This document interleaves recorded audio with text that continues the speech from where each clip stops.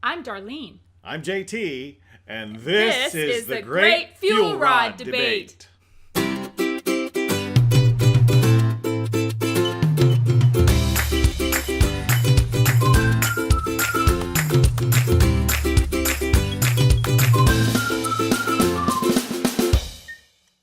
Okay, we're live.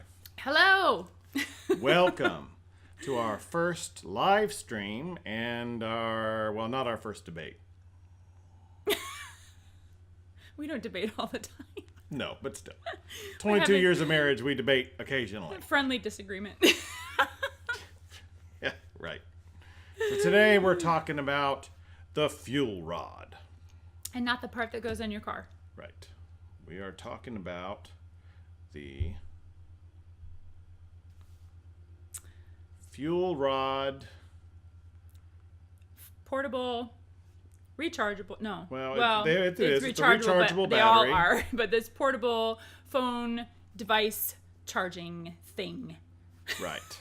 Yeah, let's do this. There we go. All right. So the fuel rod is available. So how did we get here? We got here because the fuel rod is available now at the Disney World parks. It is a rechargeable battery that you can either take and recharge. And of course, it's also available in some airports as well. Right. So this rechargeable battery, it has a vending machine. You place your expired one in the vending machine. You do not have to pay for another one. You put yours in the top and it spits out a fully charged one out of the bottom, and you can just keep on doing that until all of your gadgets are charged. Did that cover it? Yes. They call them kiosks, but It's a kiosk. Oh, sorry. no, whatever. Kiosk. It's a vending machine. Pop it in, something comes Well, out. because you can also buy the fuel rod from the vending machine. They are $30 at the Disney parks. Yes, that's true. Right. If you buy them online, if you get it directly from their website, it is $25. So you can that's $20 plus $5 shipping. So call it $25. So Okay. you saved $5 if you buy it before you go. Right. You can exchange them at any kiosk anywhere in the United States anyway. I don't know if it's anywhere else. Yeah, I don't know much about the airports and all that, but maybe they have them at the other Disney parks, like Disneyland. I don't Disney, think so. Hong Kong. No, you think I think it's just at Disney World at this point. Okay. But I think, and it is in all four parks and Disney Springs. So, Oh, right. we will talk about that in a minute. So, the debate we have is that I say that this is a worthwhile $25, $30 for us to spend just so we don't have to schlep around a lot of batteries. Okay, so this is my standpoint. Okay, so what do you think? Well, when we first found out about it, I would like to say that we're both in agreement that, we need portable charging things, to keep our phones charged. We both recognize that. For me is that, we already have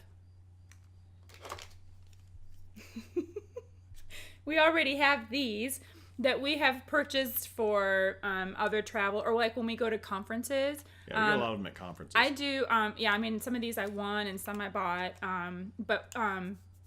When I go to conferences, which I do a lot of for wedding and event planning, I don't want to be hugging the wall, trying to run out on a break and try to find the first available outlet so you can plug in your phone and charge up, right? So that's why we get these, so that we can have this on the go or whatever, we can just keep charging up. And then there's also this one. I hope I got it in the camera. Yes, you do. This one from Anchor, which was a flash sale that I took advantage of on Amazon, and it was like $8.30 something cents. It was a flash sale available for a few hours, and of course, Prime member, free shipping. Thanks, honey. And this one will charge either two devices at the same time, or it'll charge your iPhone twice and give you two full charges. So my point is that we have all of these, which is 1, 2, 3, 4, 5. Well, that would be actually 7 charges. We have all of these. Why do we need to purchase another one? Now, JT said something about schlepping all of these around all together, but, I wasn't planning on carrying all of them in the park at the same time. I wanted to be able to, JT could have one, and I could have one, and our daughter, Elizabeth, could have one. She also has a battery pack for her phone. Is that what you call it? It goes on the phone itself. Yeah, it's a Mophie juice pack. Oh, that's right. Yeah. Right. So she has a juice pack for her phone. So if she starts out with a full charge, and then she has the juice pack for her phone, and then she can have one of these. I don't even know if that's in the camera. And then she can have one of those to recharge if she needs. That's 3 charges, if you will. You start out with a full charge. So we also found some tips on what to do to help save your battery life in the park. Right. So, well, let's not forget. So, one of the things that I am not sure of, and hopefully we'll get some feedback from you all. Yes. One of the things that we're not sure of is just how much juice are we going to use during the day. So we have cameras, right? So we're going to use our phones for cameras. That by itself eats a lot of battery.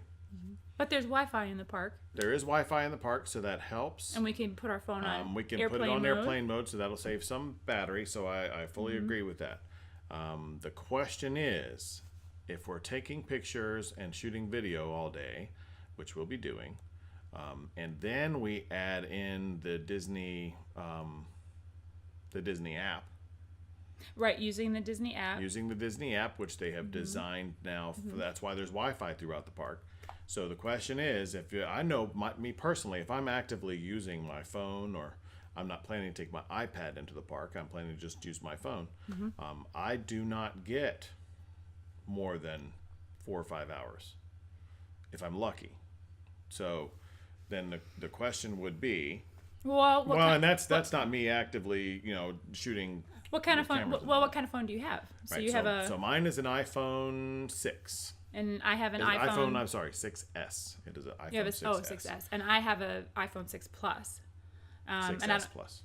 Sorry, 6S Plus. S Plus, or is it this way? I don't know if that's any difference for battery or not.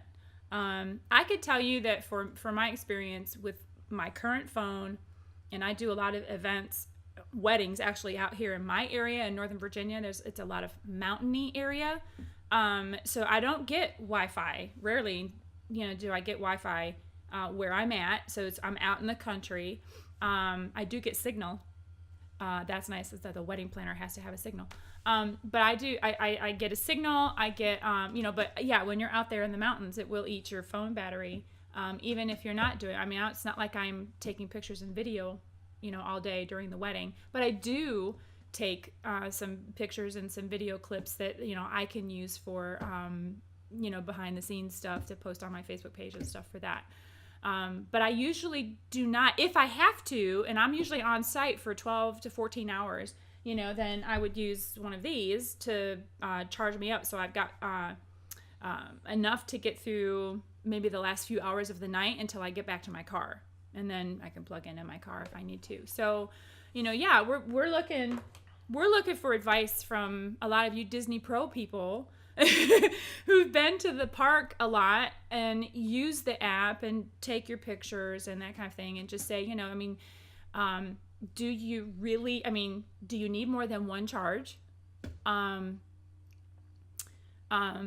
was their thing? Oh, so I was reading about taking, making sure that you close all of your apps on your phone to help with that, to help prolong the battery life. Turning off location services except for the app, except for the Disney app. So you're only using it for exactly what you need. So your phone would be used only for texting if we had to, and the Disney app and pictures. That's all you're using it for. Right. So if you dump all the other stuff that's not taking up extra memory, like old videos, pictures, or the apps that are running while you're not using your phone, all that kind of stuff, if you're doing all of that, how much does that help? Some people said it helps by just trying to get a ballpark. Does it really help? So the thing about location services, though, is because the Disney Experience app does use location to help you. It tells you when things are going to happen near you, and we haven't personally experienced this, right? Because we're rookies. That's the point, right? So, but because of that, that means the GPS is active, and if the GPS is active, that's a further drain on your battery, regardless of whether you've turned it on or off. And so it's one of those things. Right. Well, GPS is going to be GPS right. regardless of. Well, it was suggested if it's only used for the Disney app.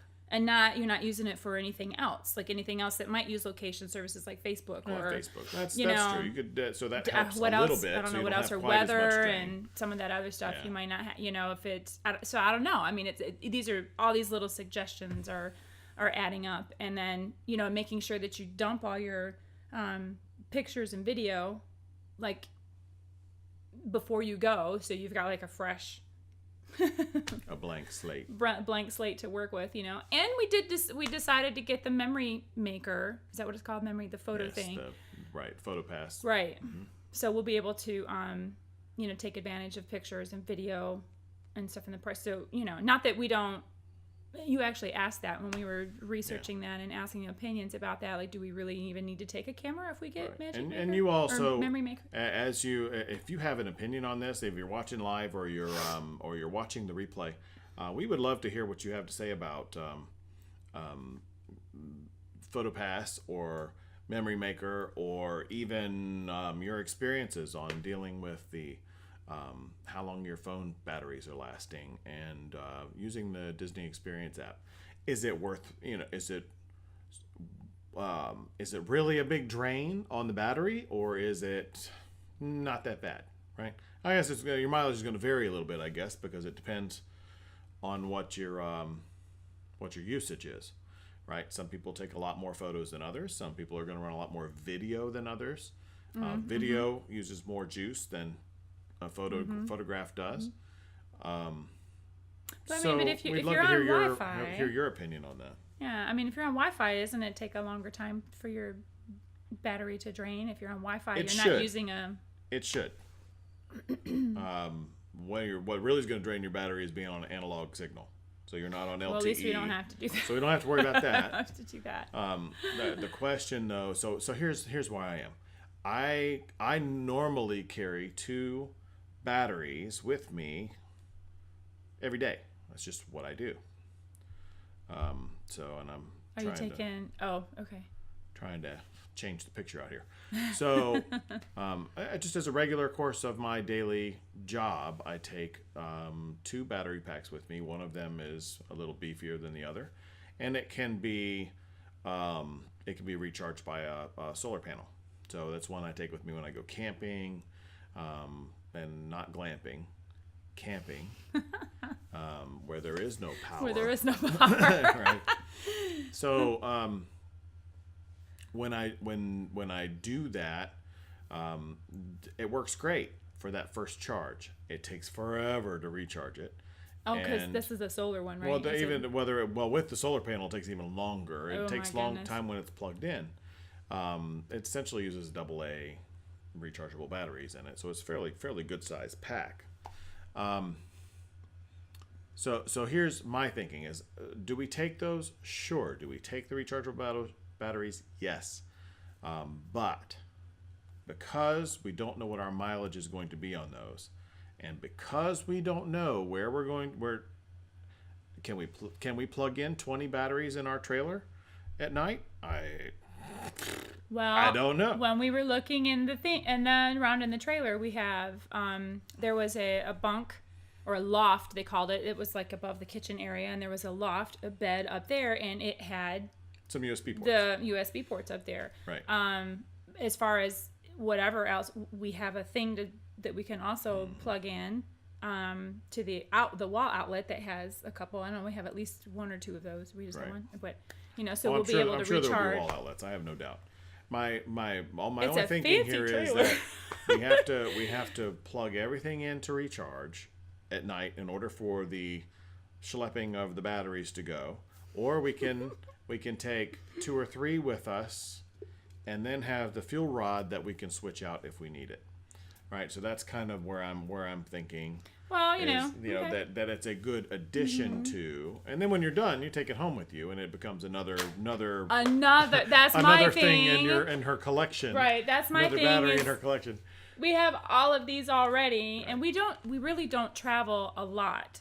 So, in fairness, though, it does say the Fuel Rod website does say that. Well, I don't know if it's the Fuel Rod website, but we did do some research on this, and you're going to get on an iPhone, you're going to get about 80% of a charge on one go with the fuel rod. Which is why you don't wait until your phone is on 0 to charge.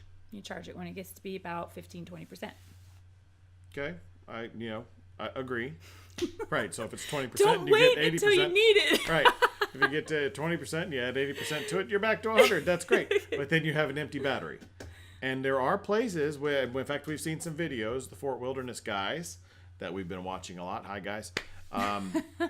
They actually did some specifics on places to plug in coming out of the Tower of Terror. Oh, right. And there's a whole there's several plugs there, right? But what are you going to do? While somebody's on a ride, you're going to plug in and you get 10 minutes of charge. Well, they also said to do it when you're doing a dinner, your like a character dining or something. This is why you're there. This was like one of those hidden tips or Disney hacks or whatever we were watching, and they said go find get a table, which I don't know if that's even possible, but find the place where it's next to an outlet. Or ask for one. That's what it was. Ask for a table that is next to an outlet and see if you can be seated there so you can plug your phone in. And I'm like, I don't want to worry about that. And plus, we're not doing that anyway. We're going back to the trailer for dinner. Right. Which means we can, either charge up some there, or, grab another one of these if we need. Right. So, but I guess that's where my thing was like, buy another one. And I know it's not a lot of money. We're not talking like, $100 for this thing, we're talking like $20. And I did find a code online. Oh, she did mention that. Yeah. A coupon code? Yes, to save $5. So basically it would be save your shipping. Mm-hmm. So it's not like it's like a money issue, So really it was talking about $20. And saving ahead of time before you go, buy it ahead of time so you don't have to pay full price. So, but that was the thing is, you just get another one, you spend another 20 ourselves to death here buying all these little things. Well, yeah, you can nickel and dime yourself to death for sure. Right, nickel and dime. So that's what, that's where I'm at is like, buying another one, to add to the stash that we'll have, which we don't know when we're going to go back to Disney again. It may at least be a couple years, we have to replenish the Disney kitty fund. And so I wanted to talk a little bit about this. So the question is where somebody asked in our chat, right, or somebody asked in the comments of one of our other videos, where are they? I think it was Facebook. Yeah, I was on Facebook. They started debating with us before we even got to. So here you go. So this is the Magic Kingdom. There are 5 locations in the Magic Kingdom. One of them is, of course, right at Main Street, not surprisingly. And it looks like there's one in each land, right? So there's one in Frontierland, Tomorrowland.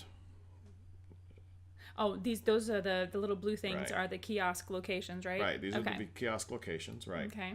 And then we have, moving down, to go to Epcot. You can see where they are at Epcot. There are not as many at Epcot. There are 3, looks like. And of course they are located, so they got this one that's kind of near the beach club entrance to Epcot. Then we have hang on, I'm trying to switch my thing here. Somebody was saying, if you can find a kiosk, good luck or whatever. But so you get they do seem to be fairly they're available, fairly well dispersed around the park. Right, so you got one right at the entrance here to the World Bazaar. Then you've got the one that's right by, it looks like it's right by Spaceship Earth. There's Hollywood Studios is not as much. There are 3 at Hollywood Studios as well. One in the front, one in the middle, one in the back. So it's not terrible. Animal Kingdom was the one that was really thin. There's only one in Animal Kingdom, and that's right at the beginning. right? But if you're waiting for 4 hours in line at the Pandora flight of what is it? Flight of Passage. Flight of Passage. If you're waiting in that crazy line there, it's actually not far to go from there. So you're going to come back up here, and it's right there. And there is one at the back. Zoom back out a little bit here. And where did that other one go? Oh no, there's only one. So there's only the one in Animal Kingdom. And then, so we're not going to the water park, so I'm not concerned with that. But and then there's 2 at Disney Springs. So there are some options for availability.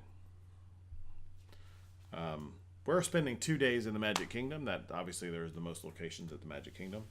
So my thinking is we're going to, to pick up a couple of these just so we have them to swap them out. A couple. Well, I could get one for me, and you could not have one. You could schlep your passel of batteries. And he thinks I'm going to carry all of these around all at once, and I don't plan to do that. She's going to distribute the load, give it to the exactly. children. One of the things that they also it was some site, I don't even remember which blog I was reading. It was giving you tips. It could have been like the Mouse for Less or Walt Disney World Prep School, something, WDW Prep School site, something like that. It was giving you tips on how to save your phone battery, and one of them was saying to use one person's iPhone for all the appy stuff, right? So like one person's phone would be using GPS and that signal and all that other stuff, so they'd be using it for all the app and the fast pass reservations and that kind of thing. And then the other phones would be used for pictures, because again, we have 3 basically, because my oldest daughter has my old iPhone 5S. It was an S. 5S. Yeah. So she's using that, and so that's great camera and phone capability there. It can store a lot. So she'll be using that. So that's a third person for a camera, and I keep hitting the table. That's because I told her not to hit the table. Right. So anyway, that's kind of where I'm at. She's got the battery pack for her phone, and then she can have one of these, and I have mine phone, and then I would have like this or something, which is, let me just slow that down, wave everything. This would be 2 charges. And then if we come back and we get back to the trailer for dinner or something, and we already used one, we can swap this out and plug this one in. So that was my plan until we discovered the fuel rod, and of course he's gadget man. I love. So he loves gadgets. I love the idea of the fuel rod. I love it. Yeah. Now I don't fly a lot, so for us the main use is just dealing with this whole I'm out of juice thing while I'm at the Magic Kingdom, and I don't want to have to try to find an outlet.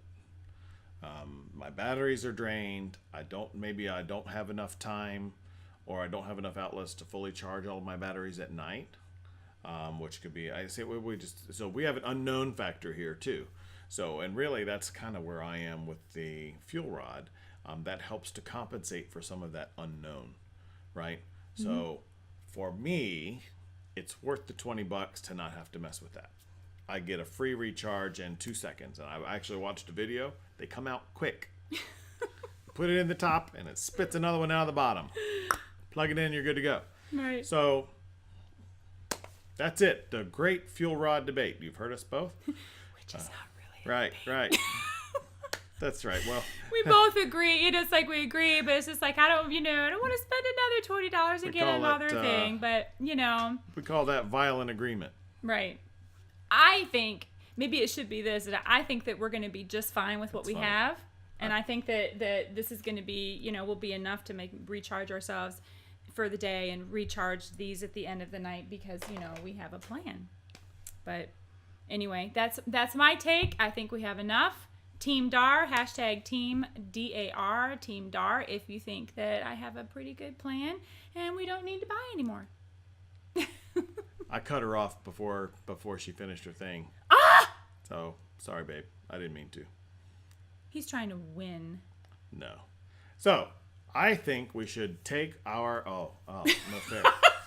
I think we should take our batteries like we would normally carry, but I don't know that we need to carry a whole boatload of them. No. But I am saying that we should deal with our unknown factor. We should go ahead and spend the $20 so that we can swap one out anytime we need it, with no real delay in the time it takes. We get a fully charged battery, and then we're done. So, for me, hashtag Team JT. Also, there's a poll on the video. If you want to go ahead and hit the poll, you can vote right there.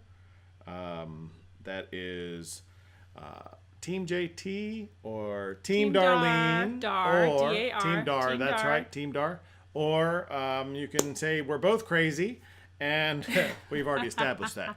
So when we come back, we will have a post-vacation follow-up, and we'll be able to talk about the unknown and let you all know how we did. We might even do it while we're there. Right, and we'll do a supplemental on this to let you know what kind of votes we got and who won.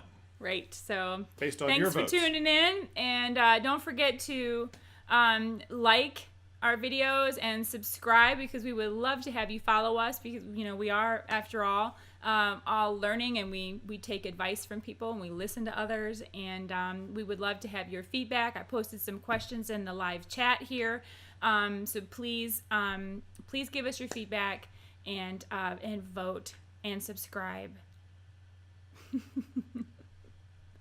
Awesome.